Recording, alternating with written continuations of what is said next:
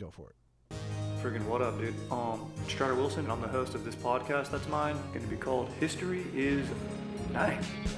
History is Dank with Strider Wilson.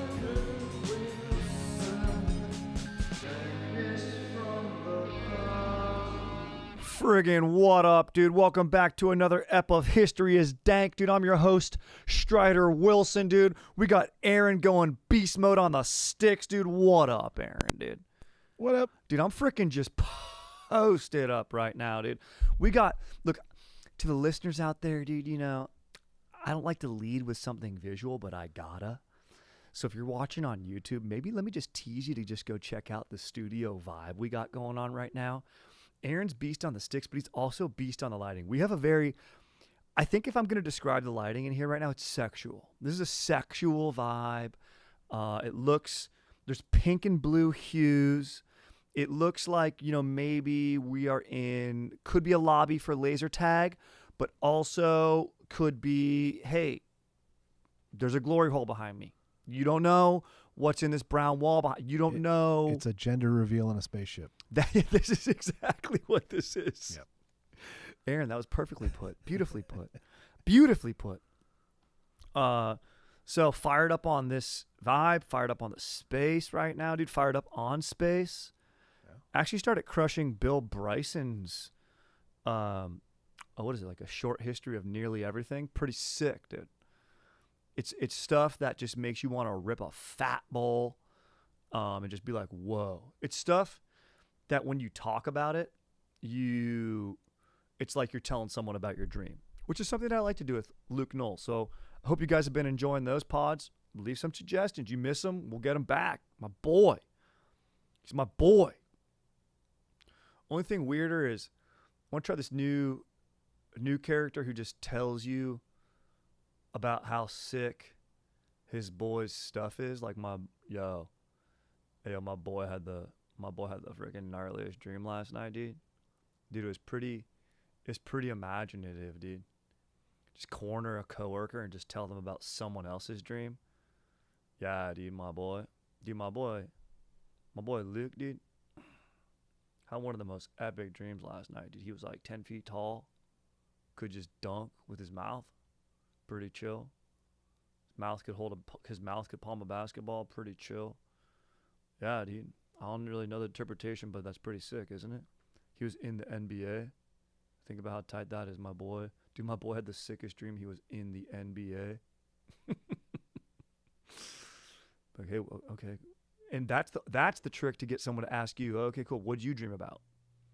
Because it's more difficult. You're too heavy of a listening burden to put on the person you're trapping in that conversation to put themselves in a caring position, not about your dream, but the person you're talking about. Savage maneuver. You got to keep yourself entertained. You know what I mean? You just gotta. Sometimes you just gotta do stuff like that, dude. So pretty sick, dude. Raining a lot here in LA right now, dude. It's pouring down. Pouring down heavy, torrential. What do we say? We need it. We always say we need it, dude. Pretty sick just to go outside, stand in the rain. I remember one time in college I went streaking in the rain, solo. Whoa. Yeah. This is in San Diego, your hometown. I think I saw you. Actually, now that I think about it. I think I saw you. With binoculars? Yeah, it was about 9 a.m. outside Bank of America. Yeah, I think I saw you, dude. Riggin just cruising out of West Elm. There's no way that's accurate because I was never awake by 9 a.m. Even for my 9 a.m. classes. Yeah, dude.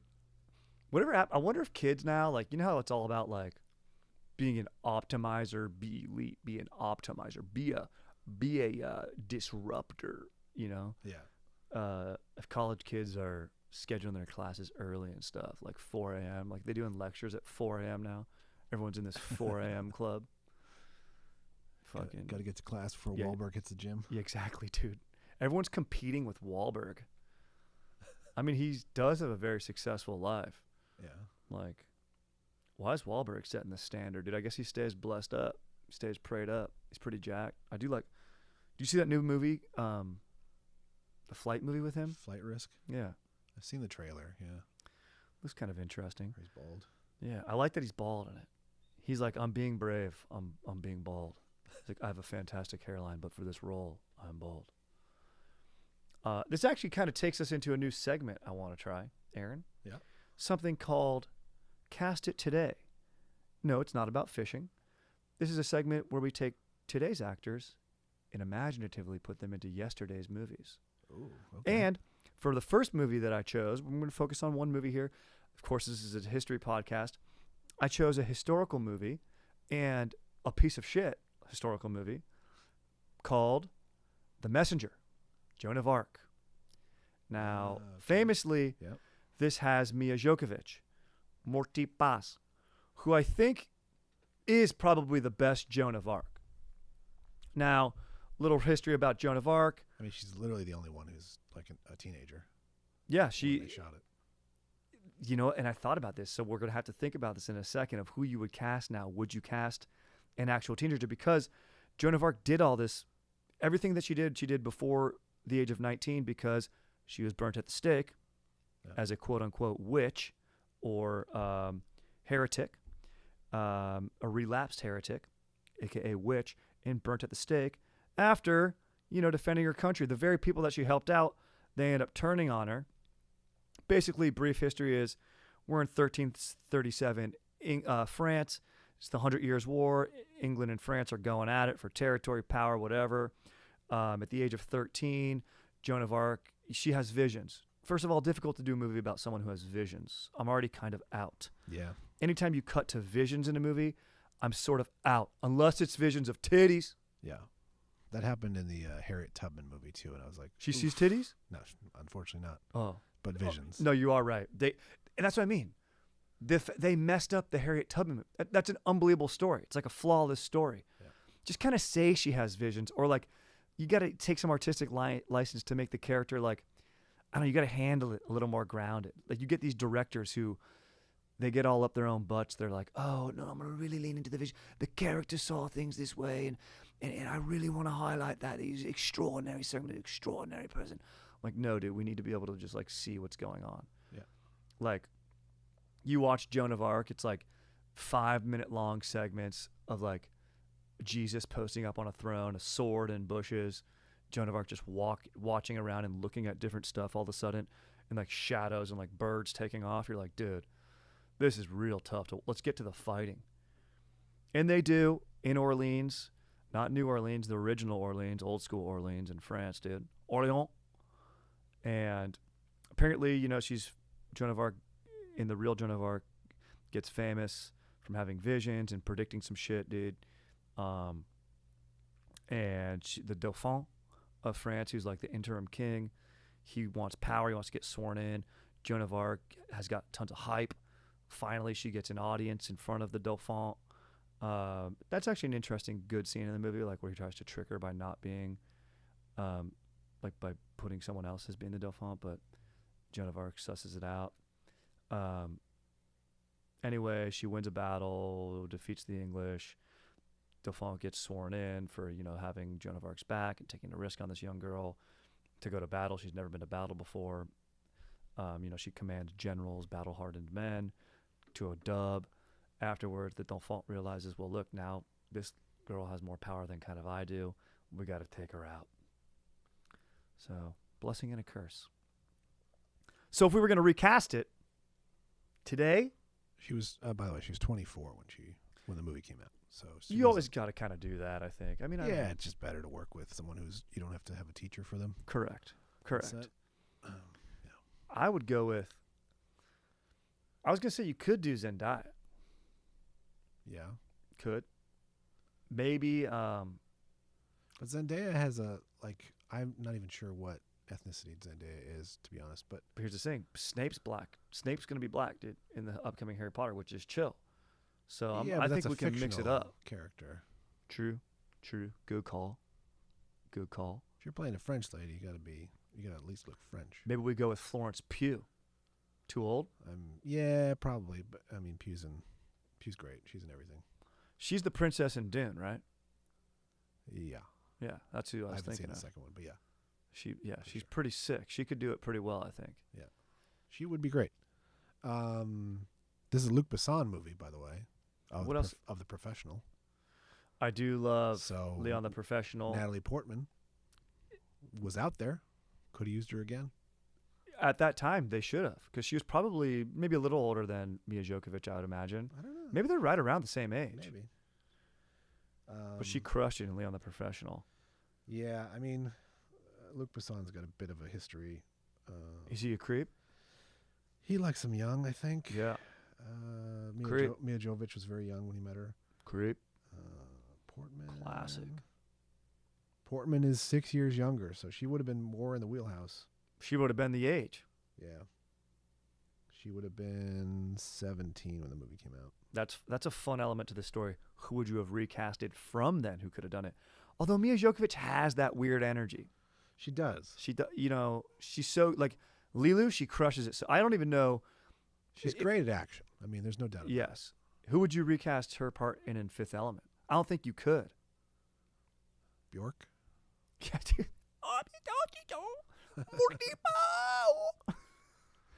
Kristen Wiig's Bjork is the best, dude.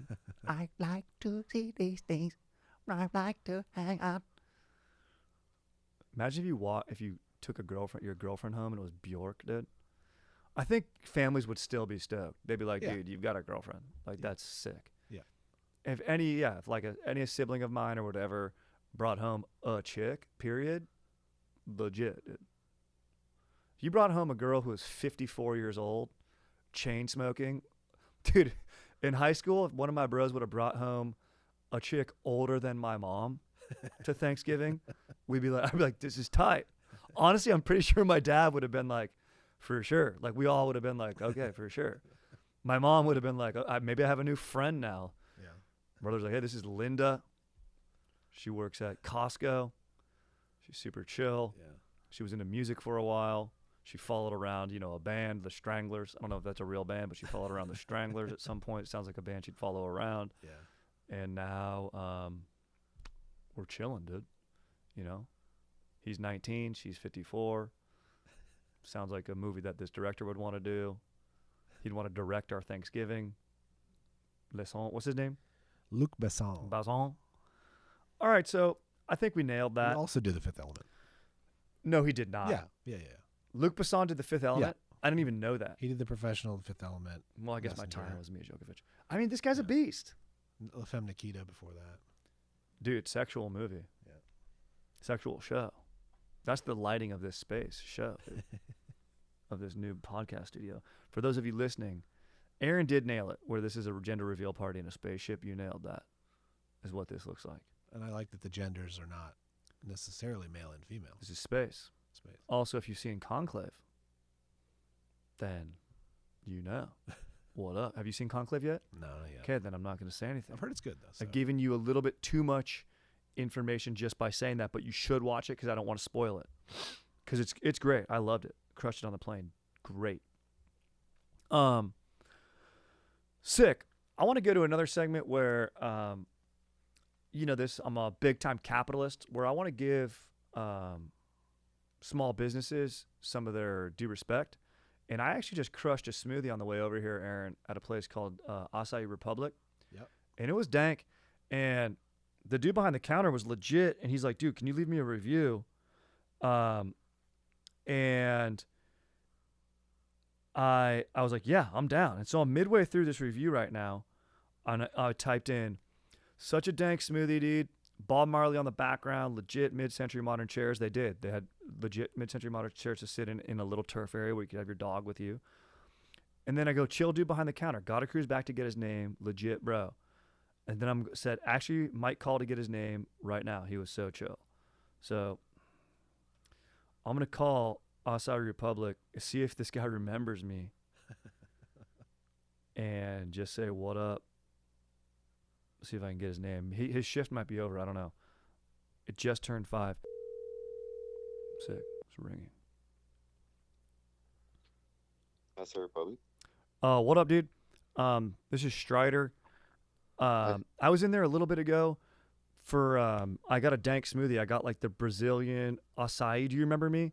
You recommend? You're like, oh, dude, leave a sick review. You hooked up with free peanut butter, which was legit.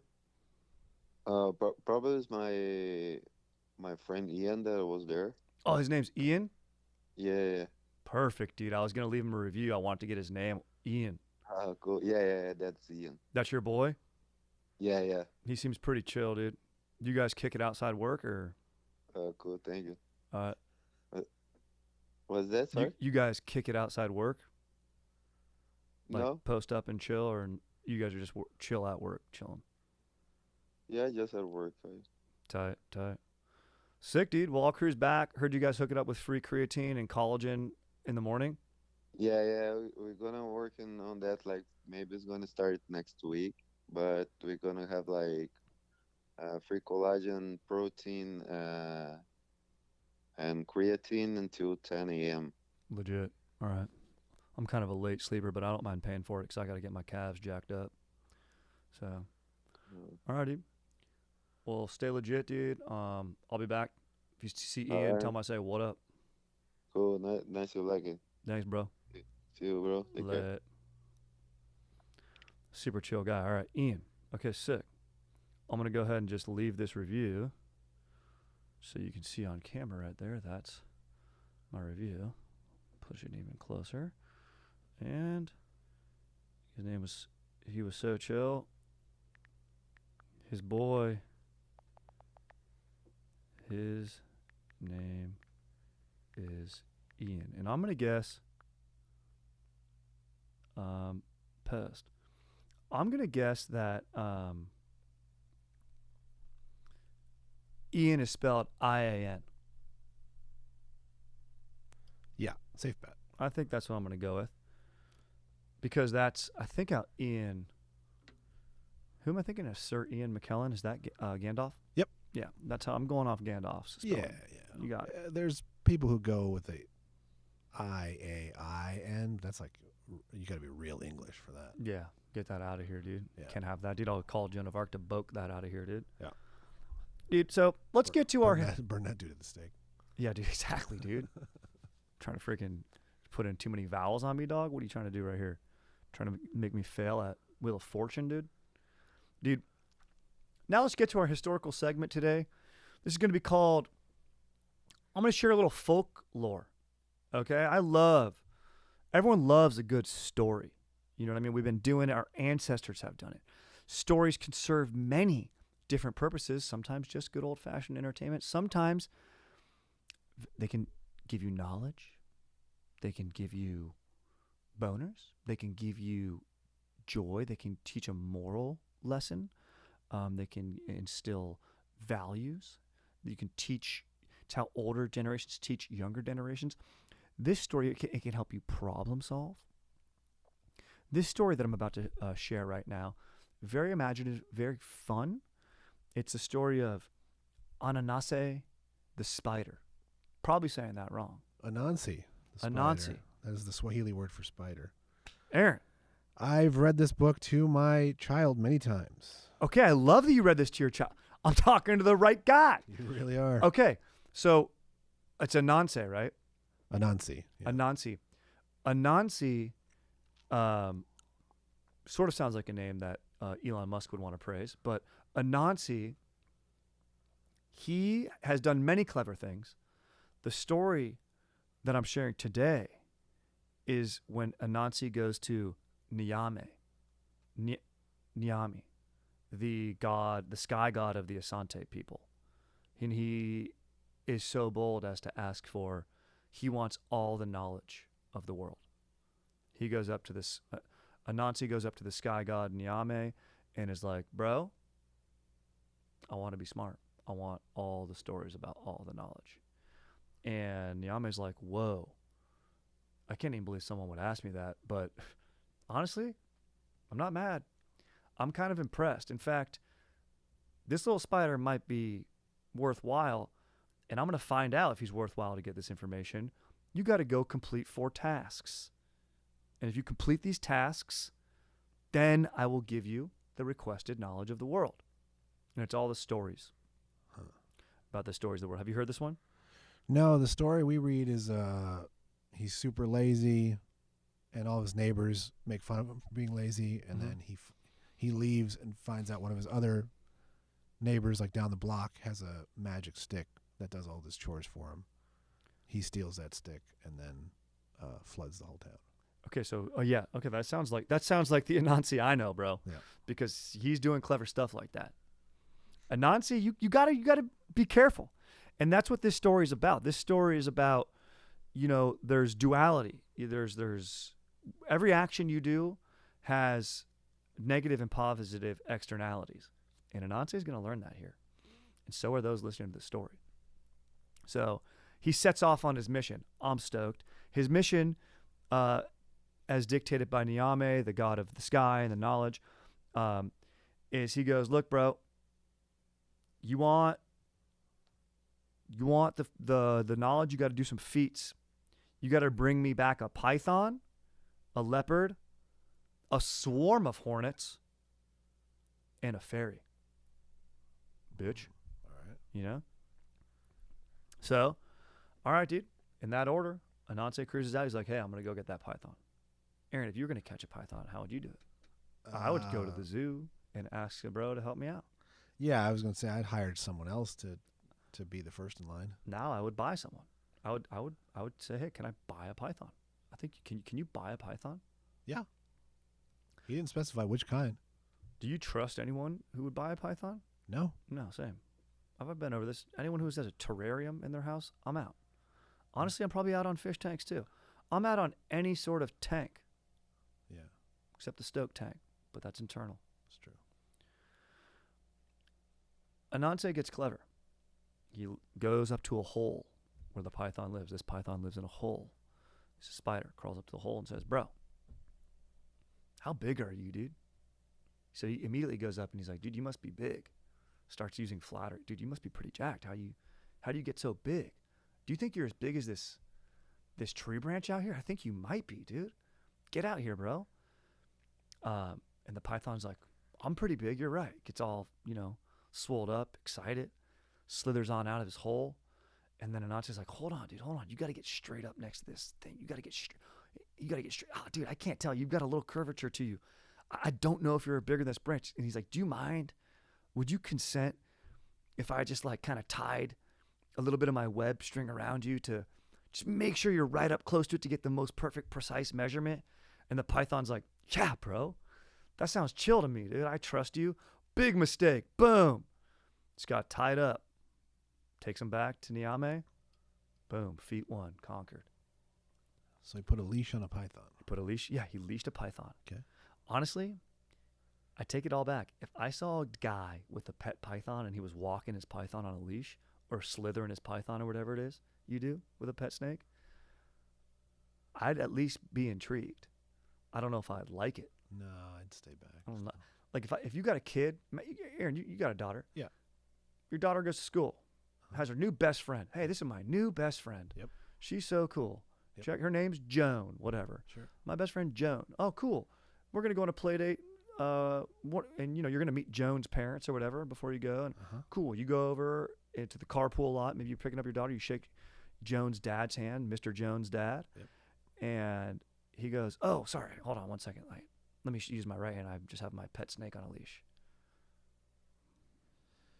What do you think of that? This isn't far from reality. We definitely have a classmate of hers that my wife has gotten very close to, the mom, and dad's got a snake. Yeah, bro. Never seen it. Don't intend to. But if he has a snake and a motorcycle, might be chill. No. If you have a snake and an electric vehicle, I'm out. Sometimes you got to look at the whole package. You got to see everything. No. Has a snake, works at Trader Joe's. Makes sense. I think does every Trader Joe's employee own a snake? Probably. Potentially, yeah. Probably. Or a rabbit. Yes. They have some sort of rescued. One of those halves of the food chain. Exactly, bro. And that's why they all work at Trader Joe's. Some provide the food. The others need the feed. Yeah. The rabbits keep multiplying. There's a whole underground ecosystem at Trader Joe's. to catch the leopard. What do you think he does? This one actually is somewhat guessable. This is something that we've seen in movies. Just gives it the finger and chases him. Good guess? No. He digs a hole, puts leaves over it, leopard falls in. Oh, yeah, leopard trap. But then classic leopard trap. Classic leopard trap. But there's another element here. Don't sleep on Anansi. He goes, bro, let me help you out. He traps him. Oh. Then he goes, bro, but let me help you out. Here, take some of my web so you can climb out. Get stuck later. Wraps him up. Boom, you just got wrapped up. This one, to get the hornets, I was like, oh, this is the most clever. Because I guess you do have to coax the hornets out of the nest. But he has this web. He's been using his web the whole time. Spiders catch their prey in webs. Yeah. Like you figured that fly, what does it do? A fly flies into the web and gets trapped. Like that's exactly what it's for. Mm-hmm. This is the only one he doesn't really use his web for. Jeez. Actually, he gets the fairy in it without a web, but it's actually really interesting and smart.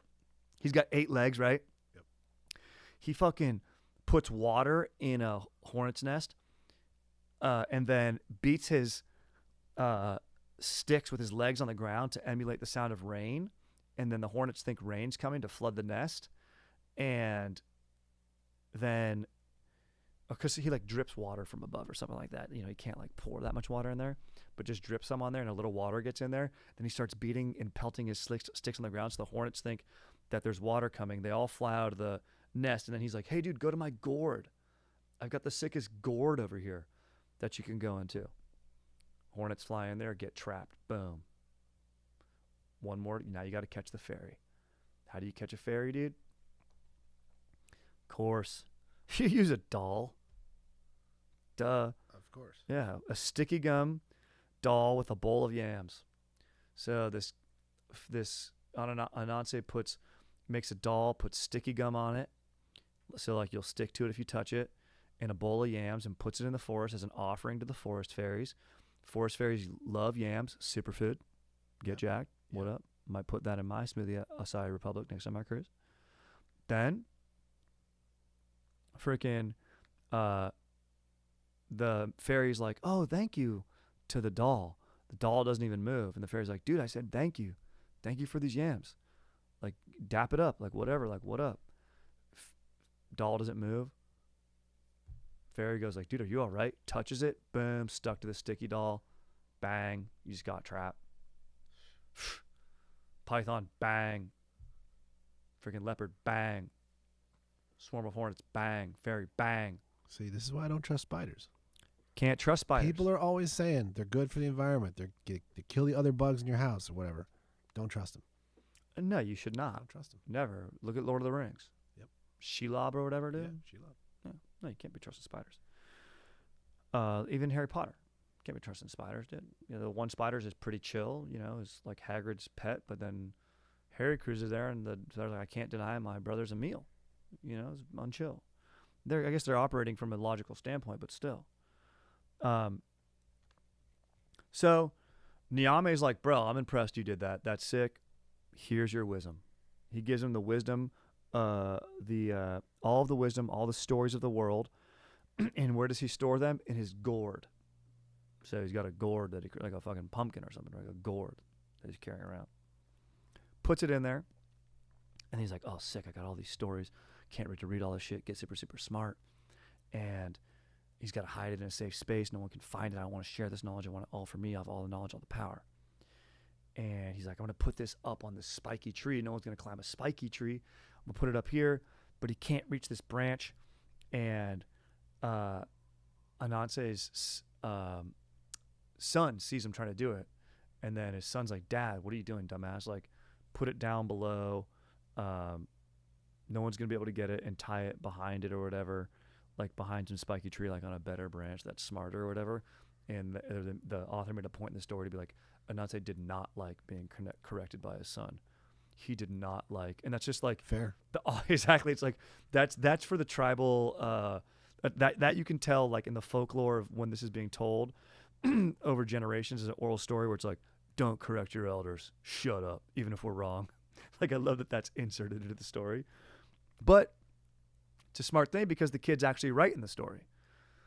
takes his advice, but once he does, the gourd falls, cracks open, spills the stories all over the ground. Immediately, sky god goes boom, thunderstorm, monsoon, pouring rain, and then all the knowledge is spread out to the different tribes and people of the world where it belongs in the first place, not just with Anansi the spider.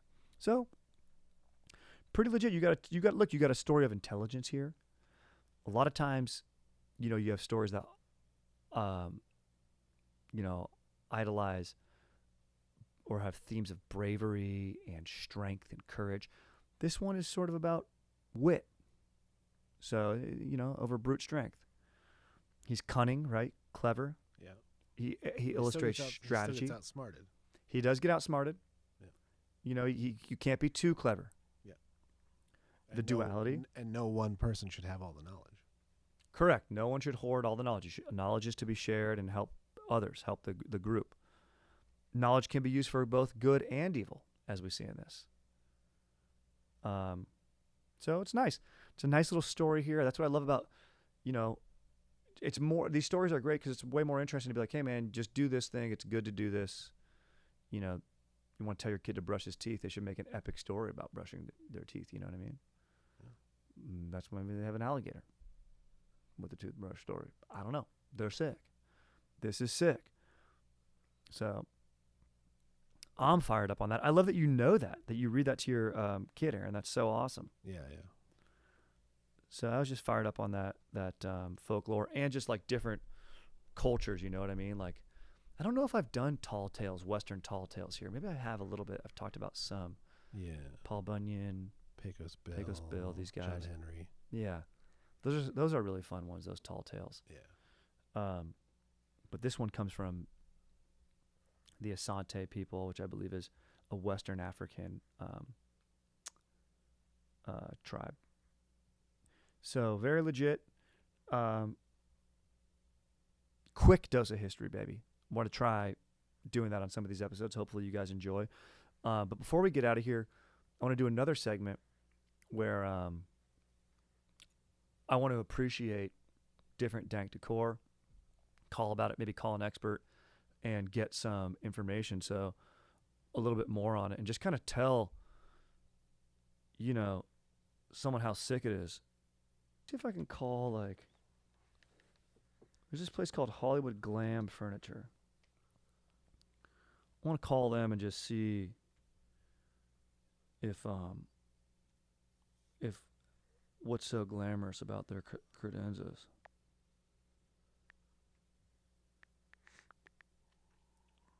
Closing soon. All right. Oh boy. Let's hit them up. Gotta get in there. Lady was chill. Yeah, she was. Hollywood Glam. What up?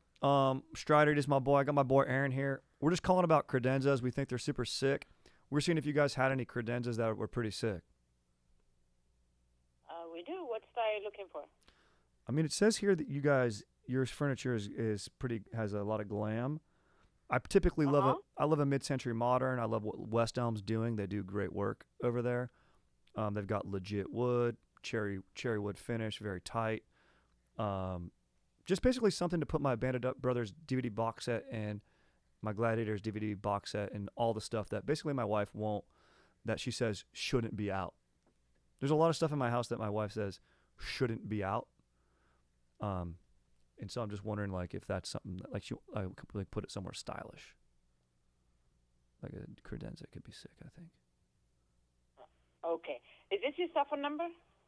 Yeah, this is my cell number. Okay, I'm going to text you. Text me some ideas.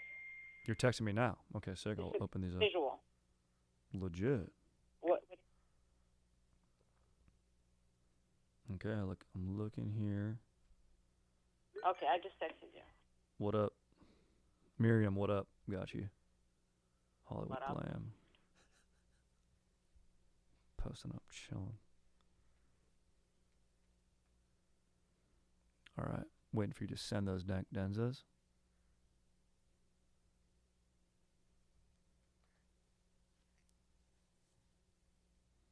How's stuff going today? You holding up chill in this rain? Working. Yeah. Ditto.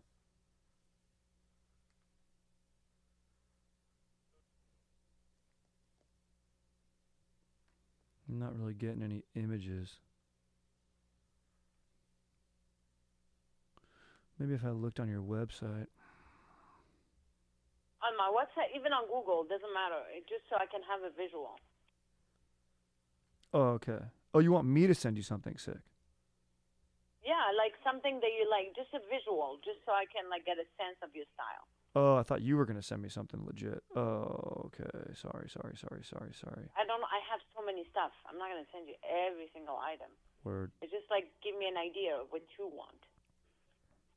Okay, let me see here if I can find a sick credenza. Actually, yeah, I think. Let me see.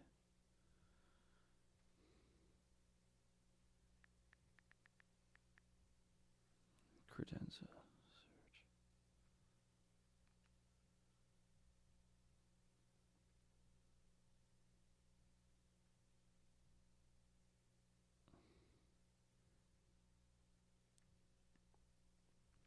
I had to get rid of my last credenza when my wife and I moved. I freaking missed that thing.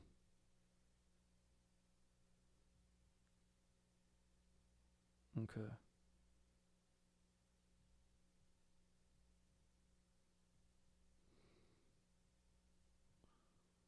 Send you.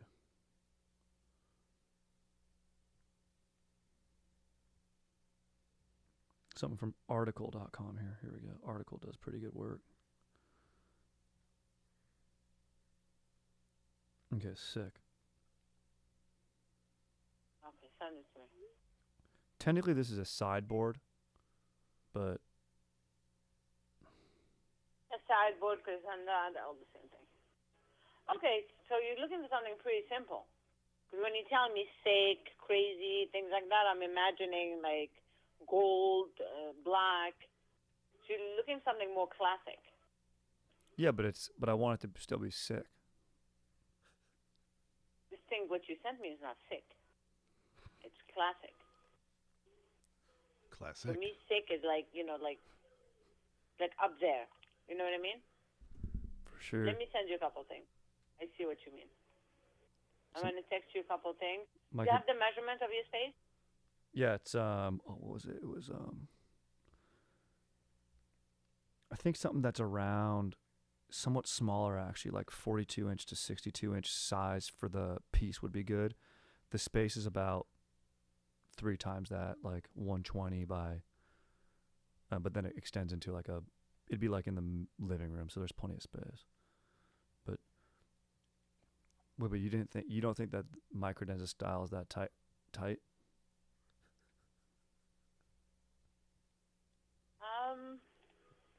It's classic. Let me see the size of this one. This one is 58. Let me show it to you. All right. What'd you say? My boy Aaron said it's class sick. Okay, this looks sick to me. Okay. Yeah, this is tight. What- Is this? What is it? This is tight. I think this thing's pretty nar. What do you think about? What would you send one that you think is a little bit more? Because I do want to wow my wife. I want her to be like, "Whoa, that's legit," and I have to get, of course, the approval from her. So I want her to look at this thing and be like, "Nice." What's the style of your house? Basically, the style of my house is. Style of- It's basically like every room is basically like stuff that my wife is like, this will go here, and then I have like one corner that has like my has like my DVDs, my lacrosse stick, my paintball gun, Okay. Do you have gold? Do you have Fight Club what do you have? poster. I have a What is fight. it? I have a Fight Club poster. I have Okay. that is in a frame that my wife approved of. It's a little gold frame. I have some books that I can decorate with. Some books that she's read. I haven't read them. Joan Didion. Who's that other author? For me, let me show you. Yeah. When a client tells me sick, it's something different. Okay. Let me show you. Do you see what I'm talking about? Legit. So we are trying to move. Myriam, you're legit. When we move, I am going to get some. Let's see this. See, that's different.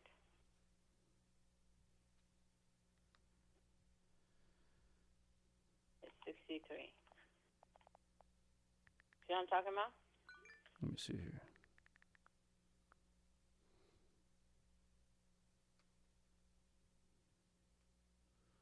Let me see here. That's pretty sick. I know. That's tight. It's got like See, that's that checkered rhythm to it. That open space right there. You have some legit books on architecture, some stone. You have some precious gems. That's a good call for decor, is to put some precious gems on top of or within my cabinetry. Oh, I don't know if my wife would let me do that.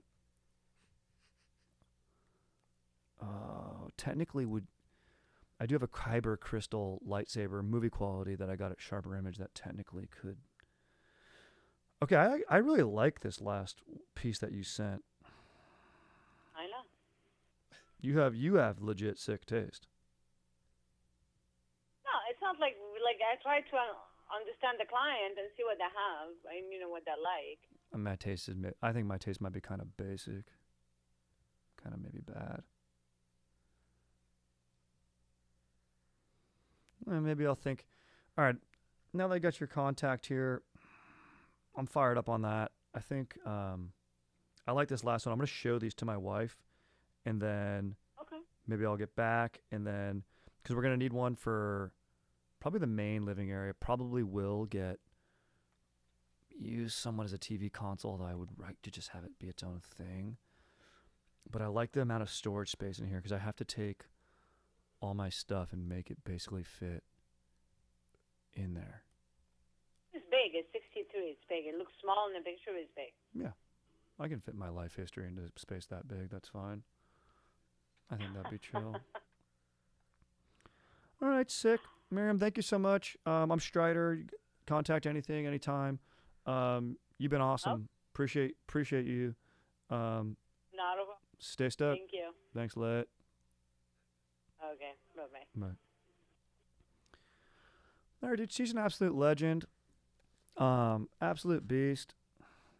I think I'm going to keep Myriam's number and hit her up for all future decor endeavors. Even though she did say my taste was basic all the Aaron, you came in with a nice. Yeah. You can't say classic and basic without sick. Without sick in it, yeah. Thank you. There's a reason they're classics. Thank you. So I'm pretty fired up on that. Yeah, so I'll basically maybe be highlighting a different piece of furniture, calling it about that, and be sconces next. We'll figure that out. See what Myriam's got to say about that. Shout out to my boy Ian. Shout out to Aaron, Anansi, the Spider. Stay freaking stoked. We'll catch you guys on the next one, dude. Lit.